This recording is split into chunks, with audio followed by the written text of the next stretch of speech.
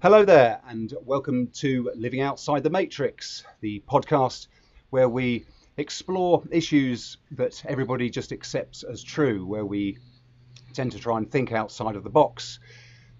Hi there, my name's Nigel Howitt, I'm your host, and today on the show we are going to be taking a dive into one of those myths that has a huge impact on all of our lifestyles these days, and indeed all of our health. And that is the issue of surrounding fat and its negative impact on our health. And it's my very great pleasure today to be joined by Nora Gedgaudas. Nora is a widely recognized authority on the paleo diet. She's an author and an educator and a speaker. She's written a number of books. This one, my favorite, is Primal Body, Primal Mind, Beyond the Paleo Diet for Total Health and Longevity. And she's also written a very good ebook, Rethinking Fatigue. And her latest book is, or latest, I think it came out in January, correct me if I'm wrong, is Primal Fat Burner. So Nora, a very warm welcome to the show. Nigel, thank you for having me. And I love the name of your show. So I take it there are no blue pills allowed here. Absolutely none. That's fabulous. Great. Nora, maybe you could just introduce us to, let us know a little bit about how you got involved with, because I know you're a nutritional consultant, and I should have mentioned also a neurofeedback specialist, so maybe we'll dive into that again as well later. But perhaps Sure. you can let us know how you got into the nutrition, dietary whole thing. You know, the way most people who are involved in the healthcare field somehow or another end up getting involved with it is because they're generally either struggling with their own issues and or there's somebody close to them struggling with issues and they want to become knowledgeable. But usually it has to do with people struggling with their own issues, and that was quite true for me. You know, starting in my earliest childhood memories, I was suffering intractable depression. You know, that wasn't responding to much of anything. I think I started looking for help with depression when I was maybe 13 years old or so. Started seeing my first counselor, and you know, back then depression was seen as a psychological disorder, right? If you're depressed, you talk to somebody about your problems and hopefully that resolves things and you can move on. And I would never disparage that type of one-on-one therapeutic work if you've got the right person doing the right things for the right reasons. But it took me quite a long time to find the right person to work with on that level. But in any case, right around the time that Prozac came on the scene, there was this whole other model of depression that emerged that was this biochemical model, right? That if you're depressed, it doesn't have anything to do with maybe having been smacked around as a kid or having bad toilet training. No. This is all about a chemical imbalance, and all you have to do is take this magic pill to cure your chemical imbalance. Well, we know from the Freedom of Information Act that the studies used to approve SSRIs as the gold standard in treating depression show them to be little more effective than placebo, only about 13% effective. And in at least 40 to 50% of those cases, the effectiveness would either plateau or wear off with time. And what we know now from research that's actually happening, independent research actually going on, not necessarily funded by pharmaceutical companies, but because the money is SSRIs. Sorry, Nora, for those of us that don't know, SSRIs, could you explain? Selective serotonin reuptake inhibitor. So Prozac would be one of the best examples of that, but there are a number of them. Okay. You know, this is, you know, there are other things nowadays that they're using, but they're still kind of wallowing in the neurotransmitter model of depression. And the research is really way past that now. And no longer is depression really viewed as a neurotransmitter deficiency. But it's still being treated that way because that's really where the money is in the pharmaceutical department. Indeed. But I digress a bit. So ultimately, I ended up I developed an interest in nutrition extremely early on because I realized that if I changed what I ate or the kinds of supplements I took, I could change the way I felt. Right. That I improve the way I felt and functioned. And that was exciting to me. It was really nifty to see that things that I ate or things I supplemented with, it's like, oh, I do feel different when I do that. That is really cool.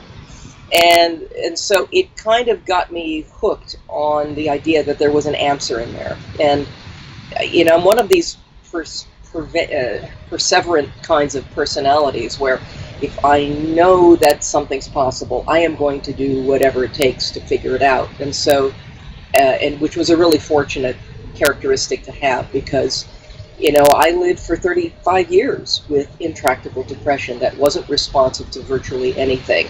I could get temporary relief from supplements, but it would wear off, and depression became more frequent, more insidious, deeper, more intractable over time. And eventually I stumbled across two things. Number one, I stumbled across neurotechnology, the whole field of using various types of mind tools, basically, to affect the bioelectric activity of the brain. So the brain is more than just a hodgepodge of psychological constructs or a vessel of chemical soup. The brain is also bioelectric. Mm-hmm. And if you can go in and you can somehow improve the brain's bioelectric activity, improve the brainwave activity, and help the brain learn how to manage its own states a bit better by exercising those mechanisms by which our brain's electrical rhythms are established, there can be a powerful biochemical effect as well. Okay. And ultimately, it was a combination of something called neurofeedback, which is a sophisticated form of brain training involving the use of electrodes using the EEG, the electroencephalogram, as a training tool for the brain. It's a form of exercise. It's also a skill building process, and the effects of which are cumulative over time. And literally after session number 2 for me, all those feelings of helplessness and hopelessness that had plagued me for a lifetime just sort of flew out the window and never came back. But the reason they never came back was that around the same time I also discovered this. Even though I'd had a lifetime of interest in nutrition, I didn't really have a cohesive foundational framework in which to couch my whole nutritional approach to things. I assumed plant-based diets were probably the way to go, but I really hadn't thought that part through. I was more interested in supplements. Right. I stumbled across the ancestral perspective. It was like being gobsmacked between the eyes with a sack of wet cement. It made perfect sense to me. And it set me off on a journey of discovery. And right around the same time I implemented neurofeedback, I also implemented a more ancestrally based diet. And that has ultimately kind of evolved, if you will, over time. Mm-hmm. I've learned new things, and I've added new things, and I've adjusted my approach to where it is now. And 20 years later, no signs or symptoms of depression whatsoever. So I knew by hook or by crook I wanted to be part of what happened in the field of neurofeedback. Although I'm now will always have some part in that field because I owe it so much.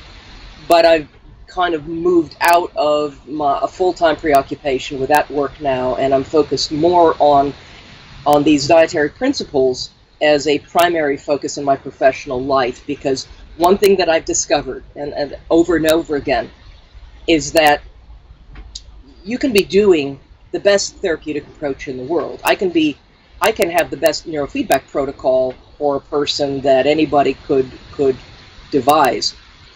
But it's not going to put a nutrient there that's not there. It's not going to take away some interfering substance that doesn't belong, right? Yep. The brain and the human body need certain raw materials in order to function, period. Yep. And so approaching it from that standpoint, that foundational standpoint,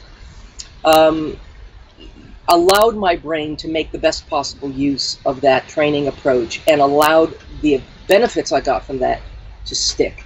And it wasn't just depression for me, it was also anxiety and panic attacks, both of which are very much a thing of the past now.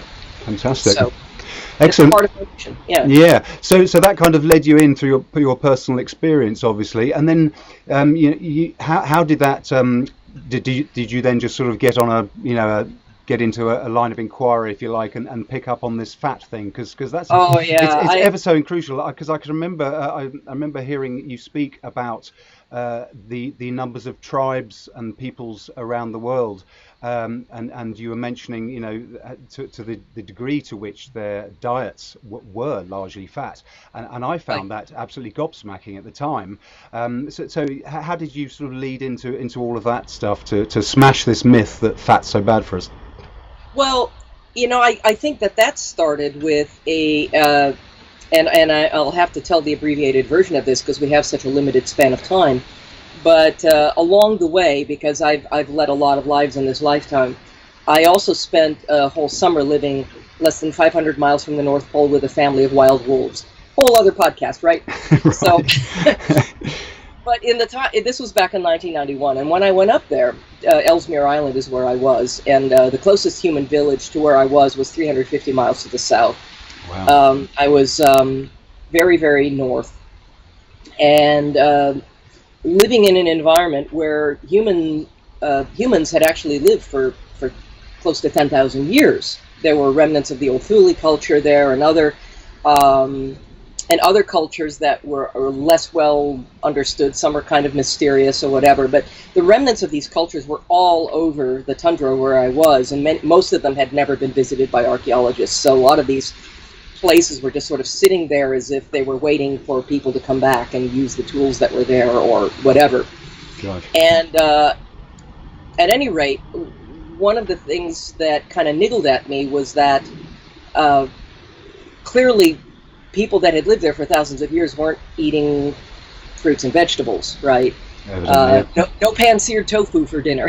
No, there was none of that, and they lived on a diet of predominantly meat and mostly fat for thousands of years and seemed to thrive. And I had encountered there was a village called Resolute Bay, which is on a separate island that I passed through for a few days on my way up to Ellesmere. There are no direct flights to where I was. No. And there was an Inuit community there, maybe about 200 people at the time, most of them Inuit. And again, they had there was a store in that village about the size of the room I'm sitting in. I mean, it was minute. Every couple of weeks, a Twin Otter plane would fly in with a few limp vegetables and mostly non-perishable crap, if you will. And, you know, people living there, it's not that they didn't like the non-perishable crap, but it costed money. It was expensive.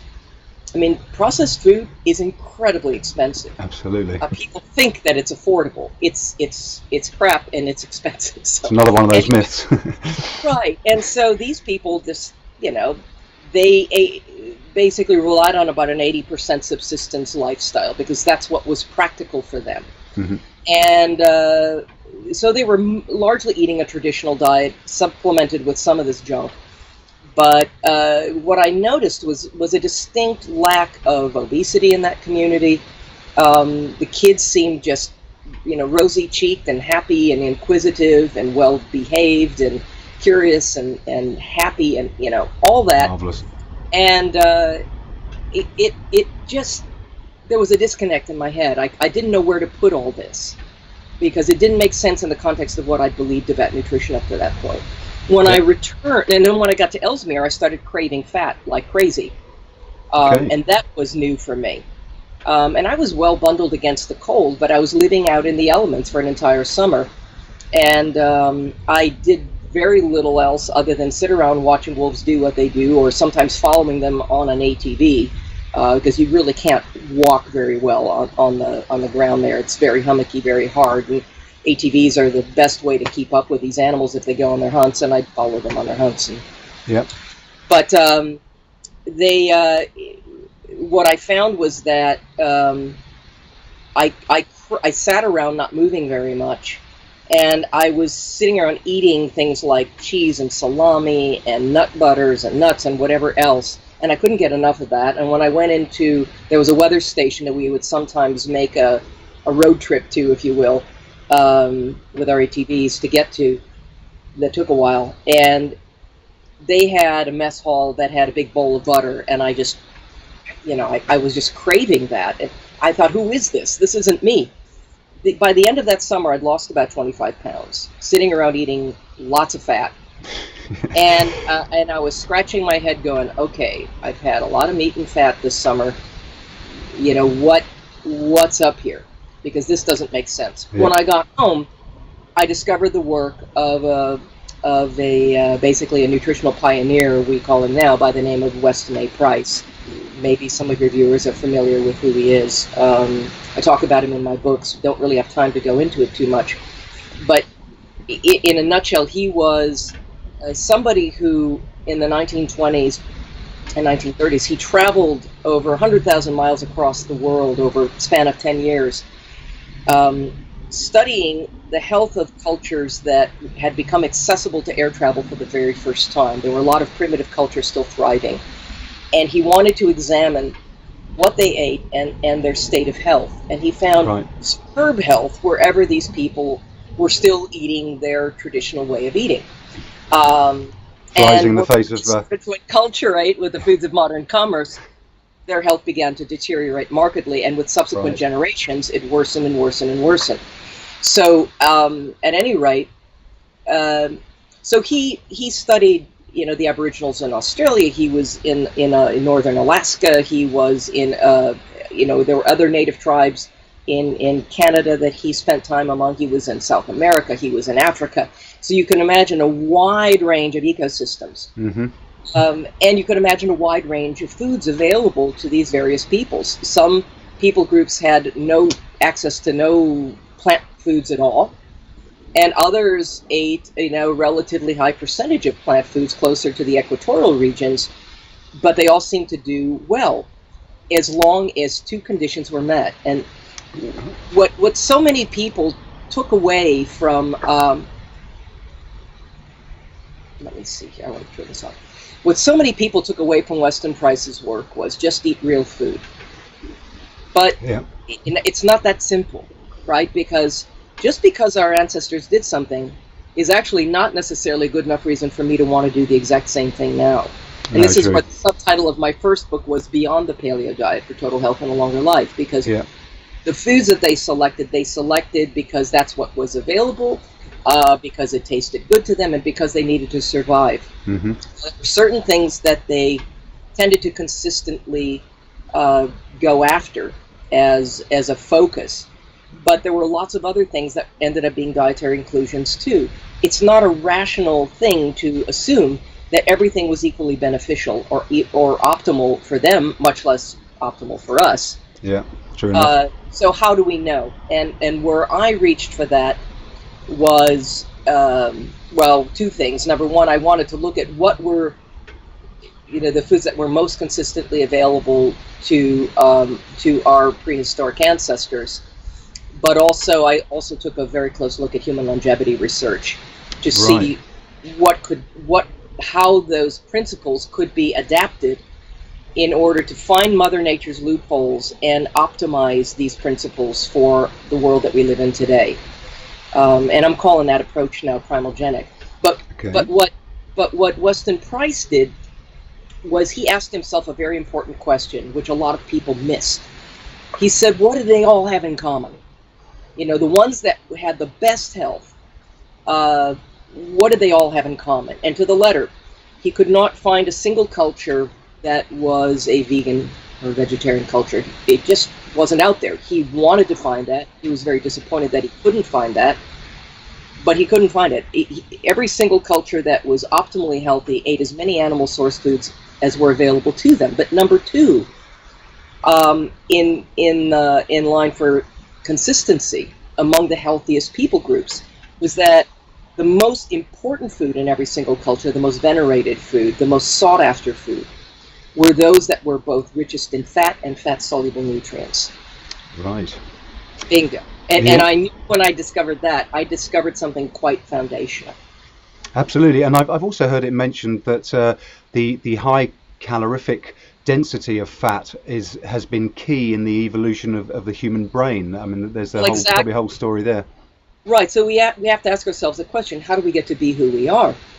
And in my newest book, Primal Fat Burner, which sounds like a weight loss book, it's really not. I mean, that would be everyone's favorite side effect of this book, but It's about adopting a fat-based metabolism versus a sugar-based metabolism that industry sort of cultivates us to adopt. Yeah. That dietary fat isn't just not as bad as we once heard, or it's okay as long as it's olive oil and avocados and the occasional bit of coconut oil and whatever have you, a few nuts here and there or whatever. Dietary fat is literally, and I make an excellent case for this, literally central, and fat-soluble nutrients, and particularly the fat and nutrients from animal source foods of uncompromising quality. Right. In other words, grass-fed and finished animal source foods, yeah. Are not only central to human health, they're literally central to what made us human in the first place. Right. And the one thing that most characterizes our humanness are our large brains. A chimpanzee has a brain volume that really has not exceeded about 500 cubic centimeters at maximum in like 7 million years. Wow. Why is that? Because the subsequent hominins that evolved from that lineage actually had a brain volume that tripled to become what it was about 20,000 years ago, before it actually started shrinking 10,000 years ago. Really? So, yes, and I'll get to that. But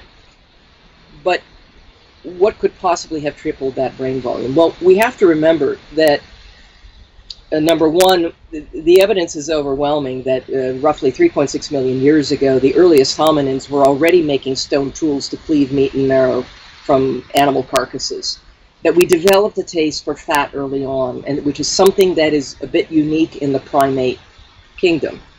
We're by far designed to consume the most fat and the most meat of any primate, but all actually great apes hunt and consume some meat, with the exception of herbivorous gorillas that actually have a brain about a third of the size that would be expected of a human of the same size. So we developed this taste for fat, and we had access to quite a lot of it, because we forget that for 2.6 million years during the Pleistocene time period that we spent the vast majority of our evolutionary trajectory, that we shared this planet with at least 120 species more than we have now of these enormous herbivores we called megafauna. Most people are familiar with woolly mammoths, but there were scads of different species. We had 4 different species of elephant alone in North America. There were at least 40 other species of major herbivores on this continent that I'm living on prior to the end of the last ice age. And just as an example, the larger these animals are, the more body fat they carry, and we preferred them. That was a big portion of what was on our plates for 2.6 million years, was the meat and fat of these major herbivores. 10,000 years ago, suddenly and cataclysmically, everything abruptly changed. We think now it's because pieces of a comet struck the planet, created a massive climate change and a massive extinction event that rivals only that of the dinosaurs millions of years previous. And suddenly these animals vanished in virtually the blink of an eye. And when you look at the spike of extinction, it's extreme. It could not have been just human predation that ended their lives. We had to figure something else out. And being the innovative species we are, we did. And we noticed that some of these animals were munching on wild grasses and things like that. And we wondered, well, I wonder what we could do with that as a food source. I mean, I'm just guessing how that must have unfolded. Sure, but led to the agricultural revolution. Yeah, into some kind of porridge and eat it. And the thing is that these grass seeds contain morphine-like compounds, for one thing. Gluteomorphin, protonorphin are morphine-like compounds that trigger opiate centers in the brain. Carbohydrates, sugar and starch trigger opiate centers in the brain. And by adopting a diet that was more based in these kinds of foods, we also triggered a dependence on sugar as a primary source of fuel over the course of time. Right. And when we're relying on glucose as a primary source of fuel, which everybody has the misconception that we have to, we don't. We only are truly dependent on glucose as a primary source of fuel is if we have cultivated a rather unnatural dependence on sugar as a primary source of fuel with what it is we choose to eat. When you're eating a diet that's dominated by carbohydrates, the brain and the body learn to rely on blood sugar because the body's designed to operate on two different kinds of fuel, glucose or fat in the form of free fatty acids and something called ketones, which are sort of the water-soluble energy units of fat. Sure. So when we did that, we adopted a metabolism that required constant, I sometimes liken, I see your wood stove back there, it's a wood stove analogy. If all you had to run that wood stove to heat that lovely yurt of yours was kindling, you could certainly do it. And metaphorically, that's what 99% of the population is doing all the time. The so-called complex carbohydrates, your whole grains, your brown rice, your beans, your sweet potatoes, things like that, they're really metaphorically like twigs on that metabolic fire. Okay. White rice, white potatoes, bread, pasta, junk like that is really a lot like crumpled up paper on that metabolic fire. Sugary beverages, juice, excessive consumption of fruits and things like that is really kind of like throwing lighter fluid or gasoline on that metabolic fire. And if all you had to run that stove was kindling, you could do it. But imagine the amount of space you would need for starters to store everything. You'd be constantly foraging for kindling, and you'd be constantly preoccupied with where the next handful of kindling was going to come from to keep that fire going. Be terribly inefficient. And this is what 99% or more of the population does today. And, nice for Monsanto, nice for Kellogg's or, Kraft or any of the major food manufacturers, fabulous for the pharmaceutical industry because this is triggering metabolic diseases now that are purely preventable as a result of insulin resistance and all of that. And cancer, too, for that matter. Cancer feeds on sugar. That's what it thrives on. And so, undertakers are making out like bandits too. So is Jenny Craig, right? But the rest of us are basically operating in a state of metabolic enslavement with that constant preoccupation. So what's the alternative? Well, what if you're to take a nice big fat log and put that on the fire? Now you're free. You can go about your business. You don't have to be constantly preoccupied. Eating becomes more of a choice when it's convenient, and it's easier to make better choices when you're not craving constantly. Right. Again, sugar it burns fast, it burns hot, it naturally and most efficiently burns anaerobically. We're designed to use glucose as a primary source of fuel in emergencies and when we have to exert ourselves in some extreme fashion where we're in an anaerobic state, right? Sprinting or something like that. Sprinting or whatever. Right, so a saber-toothed tiger jumps out from behind the bush, your body's going to produce, adrenaline, and that adrenaline will raise your blood sugar up very, very rapidly, and that quick, rocket fuel, if you will, hopefully allows you to outrun the apparent threat and then, return to a more natural oxidative metabolic state. Fat is an oxidative fuel. It's designed to fuel us, as long as we're in a state where we're using oxygen. Which is 99.9% of the time for everything to do. So fat burns aerobically, is that right? It burns aerobically, it burns cleanly. Every single person watching this has probably 100 to 150,000 kilocalories of fat on their bodies, even the thinnest person, that they could be making use of at any given time as needed, even in the absence of regular meals. It's reliable, it's even burning, it's constant. There's not this roller coaster effect of blood sugar, insulin, that eventually creates metabolic dysregulation and moves us, it ages us far more rapidly than we'd need to, and is much more likely to generate obesity. Okay. And we know, Can I just interject there, Nora? So just to sort of summarise a little bit. So most of us are walking around burning carbohydrates all the time. So you, just from what you said a few moments ago, there is some degree of reliance on carbs, but it's only because we're fully adapted to them, as you've just explained. And obviously, the vast majority of us have been told to avoid fat, and I think we probably dutifully do avoid fat, following along with that myth. So the degree to which we are that we need carbs is only due to the fact that we haven't. We're not sort of running on both fuels, as it were. We're only adapted to the burning glucose, and we're primarily adapted, right? I mean, we're always using both to some degree, but it's a matter of where our primary dependence is, okay. And we cultivate that primary dependence by what it is we consistently choose to eat. Okay. And the thing is that of the three major macronutrients, proteins, fats, and carbohydrates, the only one for which there is no scientifically established human dietary requirement is carbohydrates. And that's not in any medical textbook or textbook of human physiology. Our fundamental that should be big news, shouldn't it? yeah, it's a big deal. Our fundamental requirement for carbohydrates in any form is essentially zero. Because your body can manufacture all the glucose it needs from a combination of protein and fat in the body. And the more adapted you are to fat, the lower your blood glucose needs become. I've had my blood sugar as low as the low 50s. It's actually, I'm not sure how you guys measure. You probably measure in millimoles. Not sure how that translates.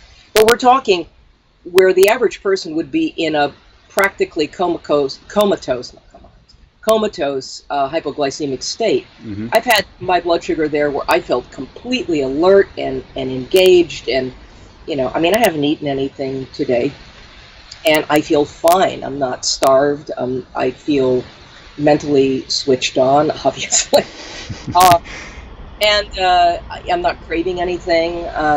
Mentally very even, emotionally very even, no brain fog or anything like that, because my brain relies overwhelmingly on something called ketones as its primary source of fuel. Human infants are literally born in a state of ketosis. Ketones are actually designed to be the primary fuel for brain development in newborn infants.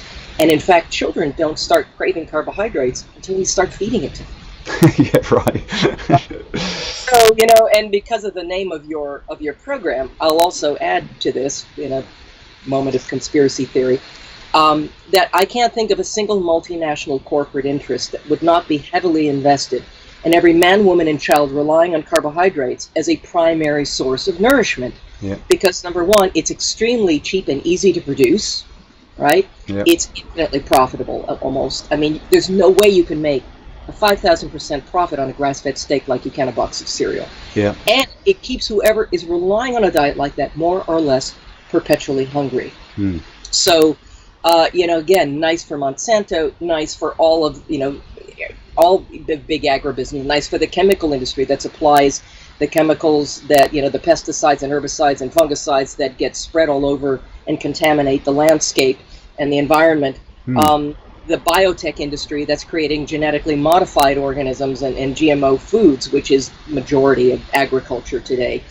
What we have over here, I mean, I read in a newspaper today where an article where some celebrities are advocating various diets, and it might be paleo, it might be ketosis and these sorts of things, and they're routinely rubbished and they're routinely knocked down as being unhealthy, even dangerous. They're considered dangerous. Right. But I'm sure you know some of the science behind the benefits of ketosis, the benefits of you mentioned earlier that burning fat is a cleaner fuel metabolically, for one, but maybe you can share with us some of the other science-backed reasons why ketosis is not dangerous. It's actually beneficial. Well, with my newest book, Primal Fat Burner, the original manuscript for that book, which I wrote very passionately over a year's time, and actually had been accumulating evidence for quite a number of years prior to writing it, so there's a lot that went into it. The manuscript itself was over 300,000 words and over 3,000 peer-reviewed references to support my arguments. Wow. And of course, Simon & Schuster looked at this, and of course, my book is published in your country by Allen and Unwin. But Simon & Schuster looked at this and said, yeah, no, can't be that long. This is a great publication. So I was forced to cut more than 2/3 of the content and like 9/10 of the peer-reviewed references because they didn't want it to seem too sciencey. But there's still over 300 peer-reviewed references in the book that people can look at. It's exhaustive, the amount of evidence that there is to support everything that I'm talking about, and quite a number of meta-analyses, studies now showing saturated fat and cholesterol are not the issue. No. In fact, there's an award-winning cardiologist in your country. His name's Dr. Seem Malhotra, and he published in the British Medical Journal a couple of years ago a scathing and rather revolutionary article by the title of "Saturated Fat is not the issue, is not the major issue," and he basically kind of put it to rest. And there's since been other studies published, numerous meta-analysis studies now and everything showing that saturated fat and cholesterol, which we've been consuming for the last 2.6 million years of our evolutionary journey, and that our brains are constructed, our huge brains that are triple where they started, are constructed from the very fats that we supply it with what it is we choose to eat. And the two fatty acids most responsible for human cognition are arachidonic acid and docosahexaenoic acid. These are 20 and 22 carbon fats that are found exclusively within the diet in animal source foods. And this is unique. Other primates don't have a brain of that composition.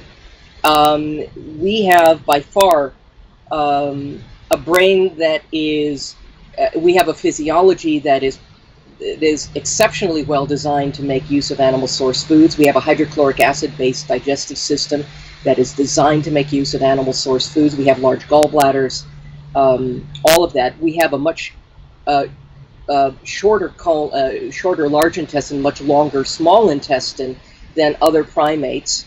And we gave up in part the size of our fermentative gut. We traded that for our big brains. It was a good trade-off. And chimpanzee has a gut that's like 52% of its fermentative guts, like 52% of its total gut, and that's compared to us that has maybe 20% of our. Okay, so the human digestive system is simply more geared towards digesting fat as opposed to having all these vegetables and grasses sitting there fermenting in a stomach. We're not designed. We don't have a fermentative based digestion. We're not designed to make optimal use of plant foods. Right. There are a lot of nutrients in plant foods, but there are also a lot of anti-nutrients in plant foods. Yeah. And ruminants' digestive system, although it's very interesting, all large mammals are actually designed to run on fat as a primary source of fuel, including ruminants, including cows, as an example. A cow, even though it eats carbohydrates all day as its primary source of nourishment, it's actually getting 70 to 80% of all of its calories not from carbohydrates, but from short-chain saturated fatty acids from the bacterial fermentation of all the fiber they consume. Okay. So it's called butyric acid. Yeah. And there's acetic acid and propionic acid. And this is what cows rely on as their primary source of calories.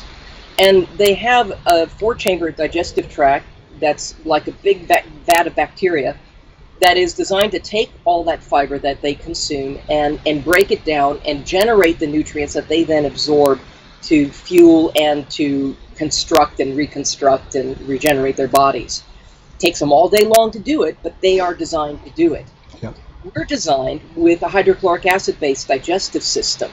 The little bit of fermentation that occurs in our colon, the nutrients that are generated there by bacteria are basically meant to fuel them.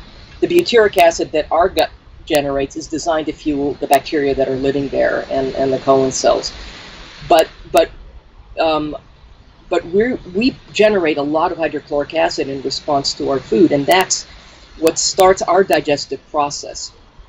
And what triggers that pH signaling from the acidic stomach is what triggers everything else that happens in our digestive process. We have to have that acidic first step in our stomachs in order for the rest of it to occur properly.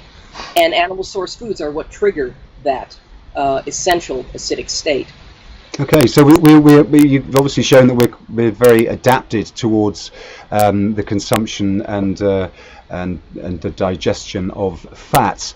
And you also mentioned earlier about ketones fueling the brain.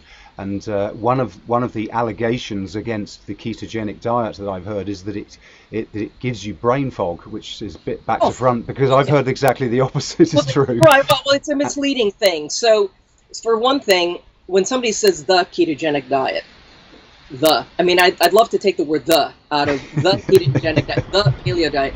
There's many different versions of these things, practically, as there are people claiming to practice them. Yeah. And you need to be adapted as well. You need to actually be adapted into fat burning. You have to be adapted to using fat as your primary source of fuel. And what I'm talking about is a diet that is a fat-based ketogenic approach using foods of uncompromising quality that are in alignment with our human evolutionary and genetic heritage. And I also take human longevity research into account, and I also take into account the world that we live in today in formulating this whole equation.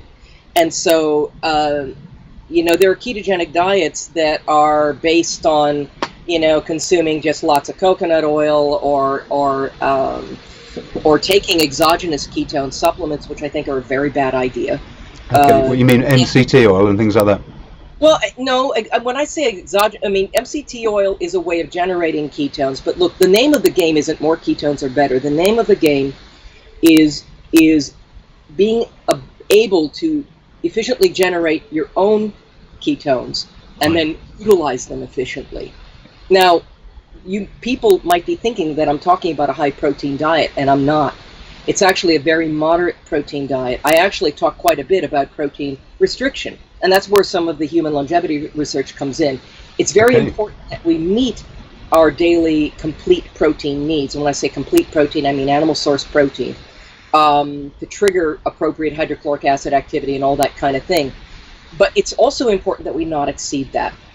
And I go into all the reasons why in my books. There are a couple of important reasons why. So we're talking about, because there is no human dietary requirement for sugar or starch, and because these things actually are inflammatory, they accelerate aging, they generate metabolic dysregulation, and they increase our likelihood of developing not just metabolic diseases, but cancer as we age.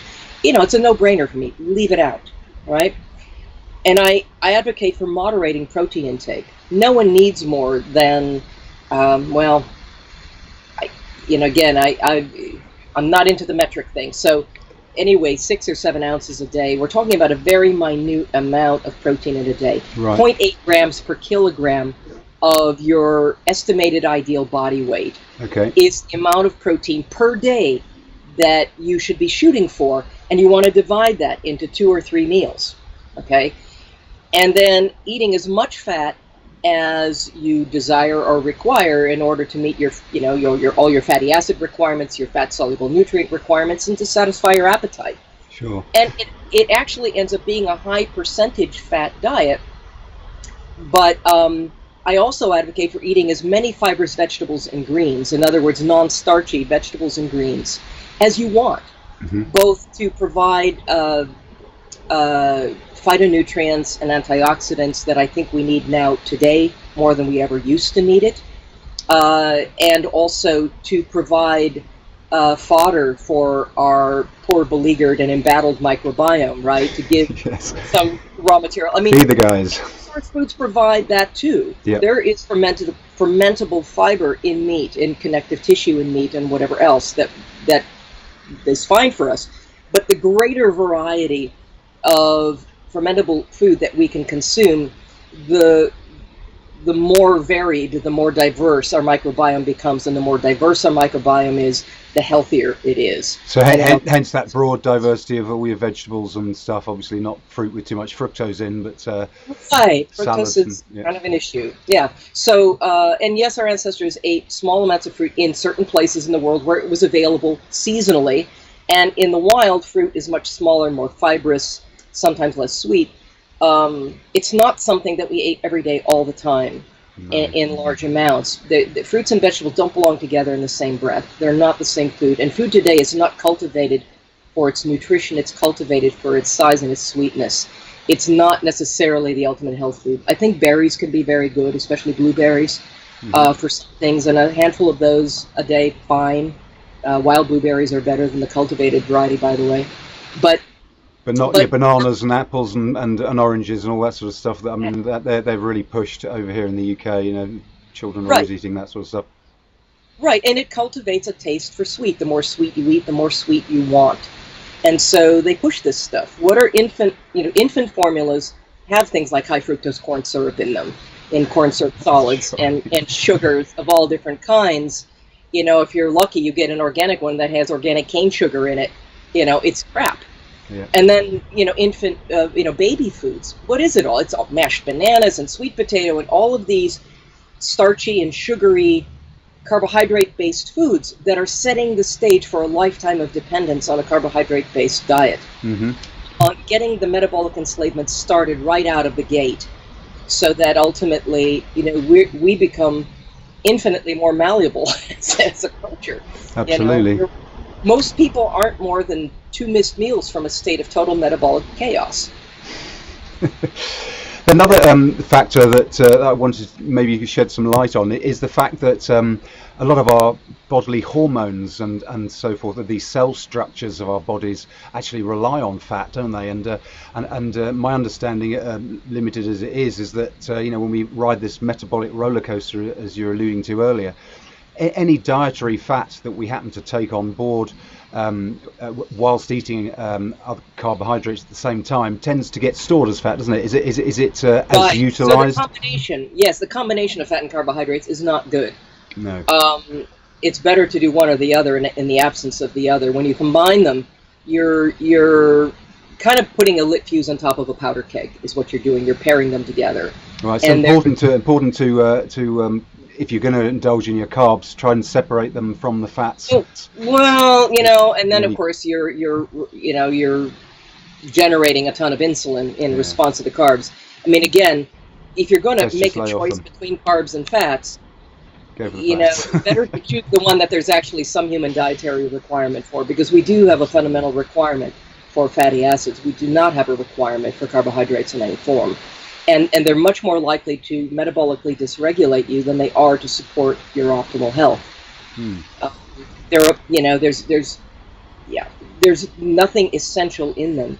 And again, So perhaps we could tie in cholesterol as well, because that's another one. I mean, I know that's probably a whole other podcast in itself. Oh yeah, we could go all day, dude. Cholesterol obviously gets a massively bad rap in the mainstream, and we know now that it's not. I've heard a statistic you offered once. I can't remember what it was exactly, but it's about 25% of the brain's actually cholesterol. Yeah, fully 25% of all the cholesterol in the human body is in the brain, and it had gosh darn well better be there, because you need it for healthy cognitive function. One of the most common side effects of cholesterol-lowering medications is memory problems and dementia-like symptoms. Cholesterol makes up a very significant portion of all your cell membranes. Every cell in your body actually has a means of manufacturing its own supply of cholesterol, in fact. A couple thousand milligrams a day are produced by the human body of cholesterol. And by the way, there is no such thing as good and bad cholesterol. There's really only one kind of cholesterol.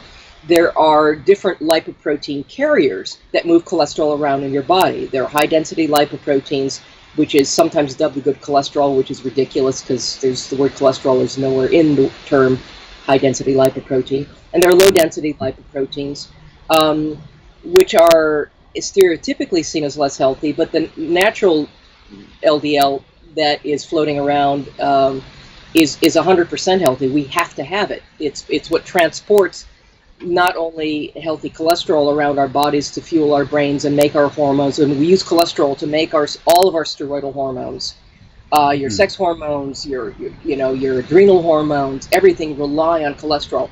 Vitamin D relies on cholesterol in order to be manufactured in your skin from the action of sunlight.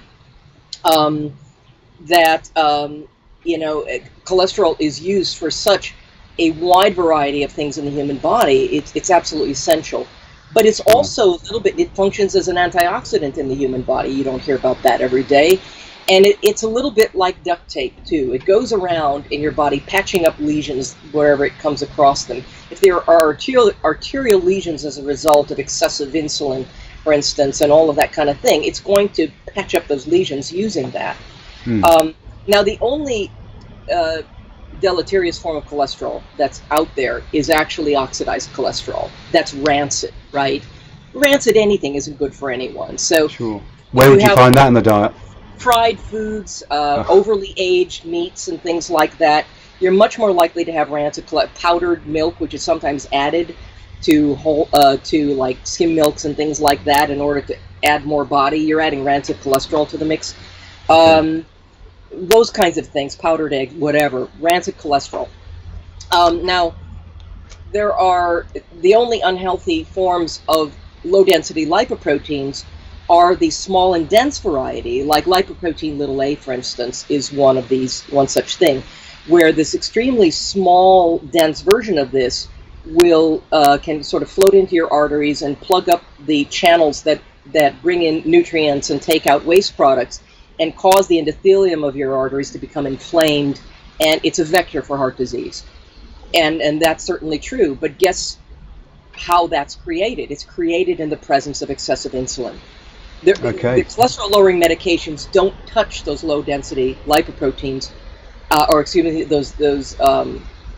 those extremely small and compact low-density lipoproteins at all. Lipoprotein little a is not touched by cholesterol medication. Only diet can correct that. Okay, so you've got bad cholesterol where you're where any fats you're eating are rancid, and then you've got you're adding to the problem by eating high sugar, carbs, and knocking your insulin up. Okay. So maybe we can sort of join a few dots here, because we're getting the message that fat is obviously not bad for you. There's plenty of science to back that up, and I'd recommend picking up your book, Primal Fat Burner, to get all the details and so forth. But how about the average person just looking at their diet, and because there's fat and there's fat, isn't there? And this is perhaps it's another whole conversation, but I think some people get confused because they get these messages that fat's bad, and then we're saying no, fat's good. And I think the truth somewhere in there is that there are, you just mentioned rancid fats, and if you here in the UK, if you go and eat fish and chips, very popular meal, the chips, everything's fried in a vat of oil that's probably been there a few weeks, or it's not just that. It's generally fried in not animal fats, but it's generally fried in hydrogenated vegetable oils. Yeah, the number one source of fat calories in the U.S. isn't animal fat. No. It is partially hydrogenated soybean oil, or interesterified soy, because interesterification is where it's all going now, because trans fats, the jig's up with trans fats, but they're still being widely used. Yeah. So canola oil, soybean oil, high in the worst kinds of damaging and foreign fats you can possibly ingest in your body. Rancid fats are obviously really bad. But look, the health of, and one of the reasons this is confusing, I think, well, in part because we're talking about competing with economic interests in large measure, but also the health of the meat and the fat that you consume, the healthiness of it, depends on the health of the animal that meat and fat came from. If that animal was allowed to consume a diet that was natural and healthy for it, and it was allowed to live out its life in fresh air and sunshine, as eating the kind of meat and fat our ancestors, approximately would have had access to, right? We don't have wool mammoth steaks anymore, oh well, but we can still, eat the meat and fat of animals that have been allowed to eat a diet of natural forage. So hence grass-fed as opposed to CAFO-raised animals, for example. Yes. Yes. You don't want the meat that you eat fed on grains, right? Look, they feed grains and legumes to cattle to fatten them up. Take a hint, everybody. Because the same thing is true for us, right? And we're basically, look, something I've sort of said, I can be a little cheeky, I think you call it, from time to time. And look, if you want to be treated like livestock, then eat like livestock. Because that's fundamentally what's happening. People are being encouraged to eat fundamentally feedlot-based diet. But if you're eating the meat of an animal that has eaten nothing but forage, natural fresh forage, you're going to have extremely high omega-3 content in that meat. If you're eating the meat of an animal that has eaten nothing but, or has eaten a diet significantly consisting of grains and legumes, and how an animal is finished in its lifetime counts. If it's spent the last 2 weeks or last month or something of its life in a feedlot, whatever benefits you might have gotten from its earlier diet of grass is largely lost. The beta-carotene drops, the vitamin E drops, and the the omega-3 levels in that meat just plummet down to nothing. Right. And what you have in its place is a disproportionately high level of omega-6s, which in disproportionate amounts are highly inflammatory in the human body. Yeah. And that's where the problem comes in. Again, that's, we have to be careful about our definitions, with all this. We can't overgeneralize, and that's unfortunately what happens in the press. And what happens when these things are talked about is they're talked about in sound bites, and fat is bad, fat is good. We can't generalize about fat. We can't generalize about saturated fat, because trans fats are an artificially form of saturated fats. Saturated fat comes in many different forms, and they're metabolized differently, they're absorbed differently, they're utilized differently. The only bad forms are the ones that are foreign to the human body, are the ones that are created in the laboratory and put in processed foods and vegetable oils. So, yeah. I was just going to interject there with bringing in children and the raising of children specifically with this fat or versus the carb or sugar diet. I think a lot of us can see the health benefits of eating a high fat diet. Yes. What about with children? And I know many parents. I have young children myself. I know many parents. It is difficult to steer their diets away from all of the temptations that you've already mentioned. Right. Do you think they have any increased resilience to the excesses of sugar, or do you think that's I think that they're infinitely more vulnerable. More vulnerable. A child's brain depends on fat first and foremost for its development. Fat and cholesterol are so important for a child's brain and nervous system that it just isn't even funny. And when you have a rapidly developing brain and nervous system, you need those fats that are responsible for optimizing human cognition, right? If DHA, docosahexaenoic acid, that elongated form of omega-3, is not in your diet in that form, it's not in your brain either. You cannot meet that need with things like flax oil and walnuts and chia seed oil and sachanichi oil and things like that. Plant-based omega-3s cannot supply. Your body will never make DHA from that. You may make, in fact, a high percentage of people have a zero capacity to make those conversions at all. And those who have the capacity, as long as they don't have thyroid problems or hepatic problems or nutritional deficiencies, they're lucky to convert maybe up to 6% of whatever they consume of flax oil into EPA. Probably won't create DHA at all. So our brain really requires that DHA, which is found in pasture-fed animal source foods. It's also found in certain forms of wild-caught seafood from cold waters. My reluctance to recommend seafood comes from just the degree of contamination in our oceans now. I'm quite concerned about that.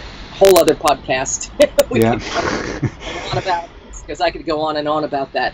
I'm not saying don't ever consume it. I offer a couple of possible, reasonably clean sources in my book, and I just found out about a new one called Atlantic Sapphire salmon, which is a healthier farm-raised form of salmon coming out of Denmark.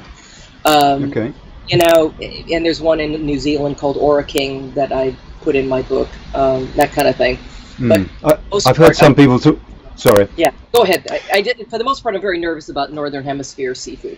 Yes, I mean, I have heard some recommendations. For example, if one steers a little bit more towards anchovies and maybe sardines, things lower down the food chain, you can avoid some of the toxicity.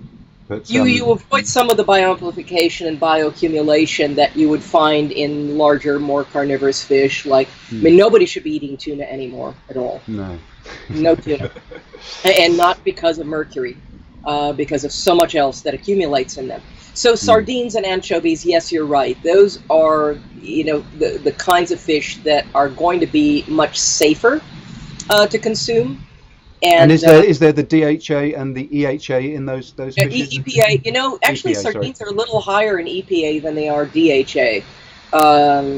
So I was actually a little surprised to find. So again, DHA is very rich in maybe some of the larger cold water fish, like salmon and that kind of thing. It's also extremely high in animal source foods of uncompromising quality, and so including like bone marrow, roasted bone marrow, very rich with omega-3 fats,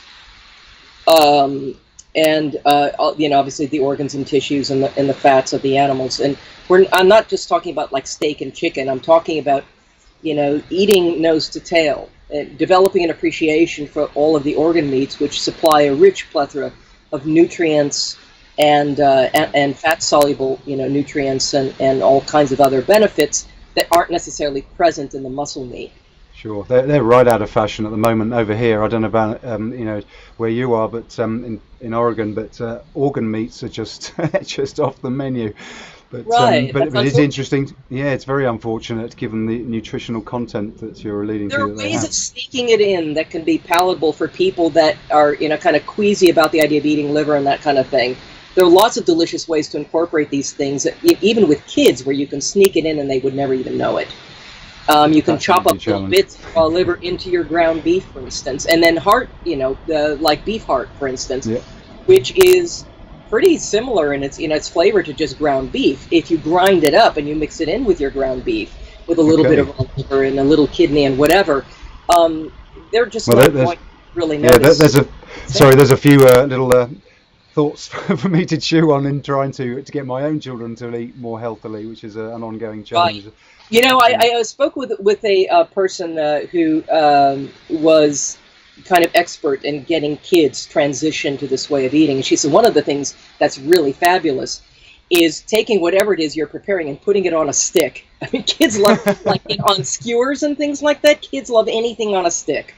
Novelty factor 10. You can create, in other words, create these foods in ways that are kind of fun and finger-sized, and engage your children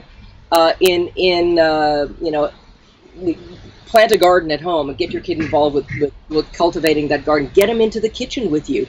Let them help you prepare meals so that they develop an appreciation for what goes into the food preparation, and they're going to be more interested in eating it. Absolutely. Make the food fun, and talk about all the things you can include, and don't just say, well, no, you can't have that. Focus more on all the things that they can have, and it's quite a lot. Actually, this sounds restrictive, but it really isn't. No. When you look at all of the potential wonderful, nourishing, nutrient-dense foods that really are available. Fantastic. Well, look, Nora, I think we should probably wind it up there due to the time factor, but maybe we could pick the conversation up another time and nail down a couple of other topics. I'm really getting warmed up here. Yeah, me too. I strongly recommend for any of you guys listening to pick up a copy of Nora's new book, Primal Fat Burner. I must confess I haven't got that book yet, but it's at the top of my reading list certainly now.